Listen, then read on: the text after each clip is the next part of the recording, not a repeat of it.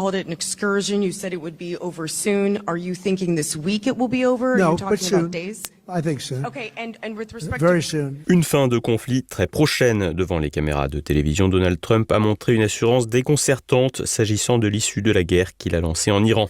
Après 12 jours de bombardements et des centaines de morts civiles et militaires, la fin du régime politique en place à Téhéran, appelé de ses vœux, ne semble pas à l'ordre du jour.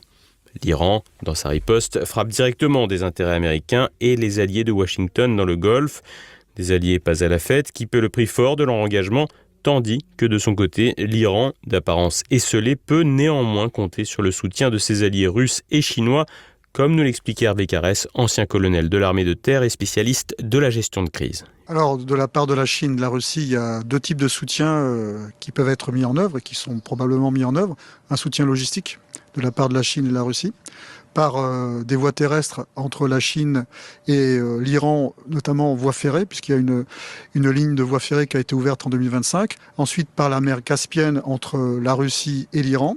Ensuite, également sur le plan du renseignement, et c'est à mon avis le soutien le plus important, de la part de la Russie et également de la Chine. En position de défense, l'Iran, acculé, semble tenir dans un conflit qui pourrait durer plus et pour lequel l'attention se porte naturellement sur le détroit d'Ormuz, un passage stratégique par lequel transite 20% du pétrole mondial et une part significative du gaz naturel liquéfié. C'est la paralysie de cette artère qui a provoqué la flambée des cours jusqu'à $119 le baril. À la guerre régionale s'ajoute donc un enjeu international majeur, notamment pour l'Europe. Dans ce contexte, Emmanuel Macron a voulu donner son avis depuis Chypre lundi.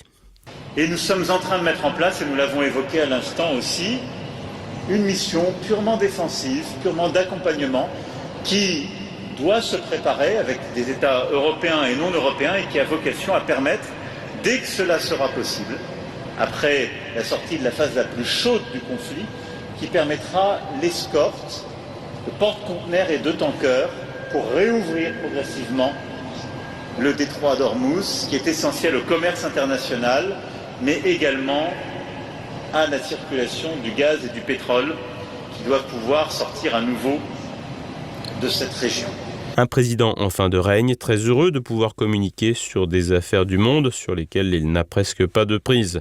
À quelques jours d'élections municipales qui vont être délicates pour son camp, l'occasion était trop belle. Rouvrir la voie maritime du détroit d'Ormuz, une démarche économiquement nécessaire mais militairement plus complexe, comme nous l'explique Hervé Carès. Alors le détroit d'Ormuz, c'est le centre de gravité d'intérêt mondial de cette guerre.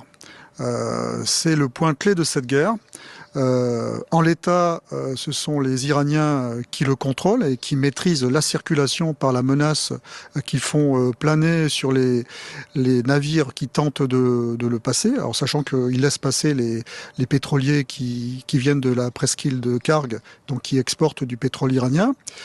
Et les Américains veulent absolument le sécuriser.